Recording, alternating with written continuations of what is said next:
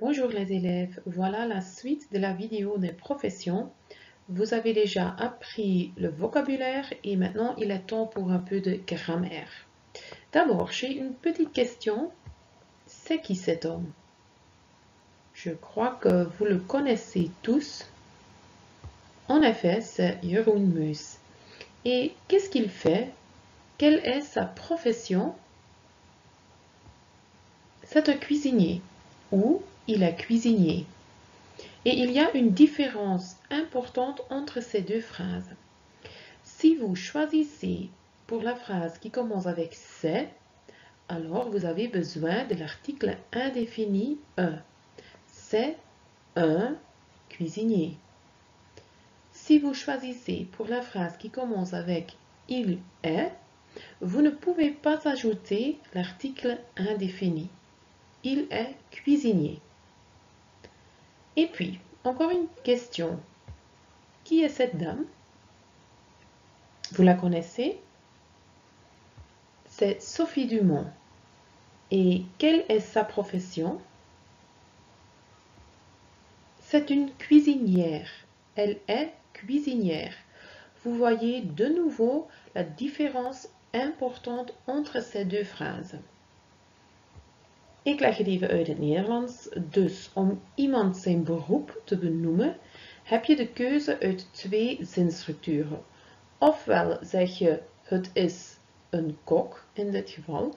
En dan gebruik je de structuur c'est met het onbepaald lidwoord un of une en het beroep erachter. Ofwel kies je voor de zin hij is kok.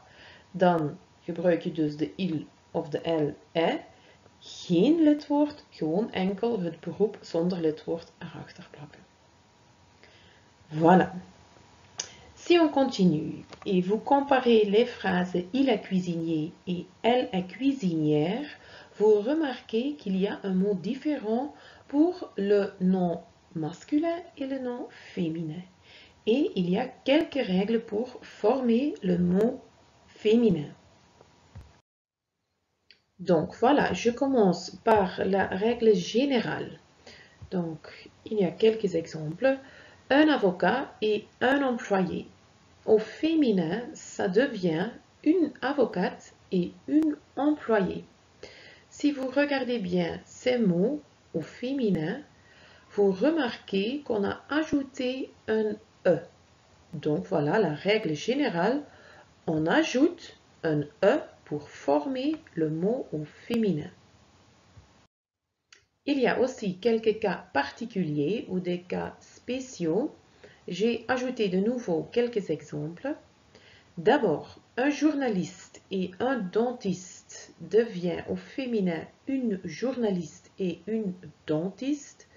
Donc, vous remarquez que le mot au féminin est le même mot qu'au masculin. Donc, la règle, si le mot masculin se termine par E, le mot féminin est le même mot. Il n'y a pas de différence. Puis, un pharmacien et un informaticien, ça devient au féminin une pharmacienne et une informaticienne. Donc, on a ajouté le E, mais on a aussi doublé le N. Donc, la règle EN au masculin à la fin devient E double NE au féminin. Puis, un boucher et un boulanger, au féminin, c'est une bouchère et une boulangère. Donc, on a ajouté de nouveau le E, mais on a aussi ajouté le E accent grave sur le E. Donc, la règle est, si le mot masculin se termine par ER, on ajoute aussi un accent grave. Ça devient E accent grave, RE au féminin. Ensuite, un coiffeur et un vendeur, ça devient au féminin une coiffeuse et une vendeuse. Donc, la règle est heure à la fin au masculin devient chanteuse au féminin. Et enfin, un acteur et un directeur, ça devient une actrice et une directrice. Donc, ici, la règle est teur à la fin au masculin devient trice au féminin. Faites attention, un chanteur, c'est un mot qui se termine par teur, mais le mot au féminin est quand même une chanteuse. Évidemment, il y a aussi quelques exceptions et il faut les connaître par cœur. Voilà, donc un auteur, ça devient une auteure ou une auteure. La prononciation est la même, mais vous pouvez écrire auteur au féminin sans ou avec E à la fin.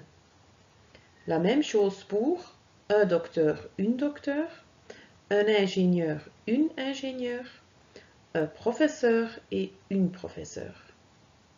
Et encore une exception, le mot médecin est le même mot au masculin et au féminin, donc un médecin au féminin, ça devient une médecin.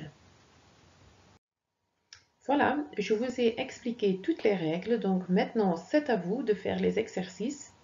D'abord, vous allez faire exercice 50 à la page 370. Vous allez compléter le cadre avec les règles et vous trouverez les réponses en regardant cette vidéo. Puis, vous allez faire les autres exercices aux pages 371 et 372. D'abord, vous commencez avec exercice 51. Vous devez noter la profession correcte sous chaque image. Faites attention au masculin ou au féminin. Puis, vous allez faire exercice 52. D'abord, vous allez noter la profession correcte au féminin sous chaque image.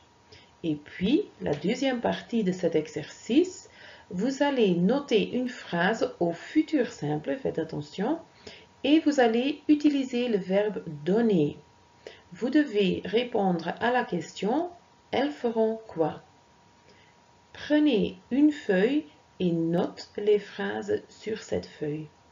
Ik leg deze ook eventjes uit in het Nederlands, dus bij oefening 52b moet je dus een zin schrijven bij elke foto in de futur simple en je gebruikt daarbij het werkwoord dat gegeven is bij elke foto.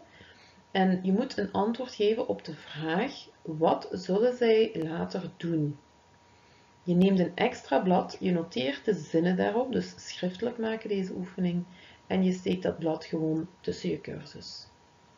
Puis, vous allez faire exercice 53, vous devez faire la bonne combinaison, et enfin, vous allez faire exercice 55, c'est un exercice d'écoute, et vous pouvez trouver les fragments audio sur Didit. Voilà, c'est tout. Je vous souhaite beaucoup de succès et à la prochaine. Salut!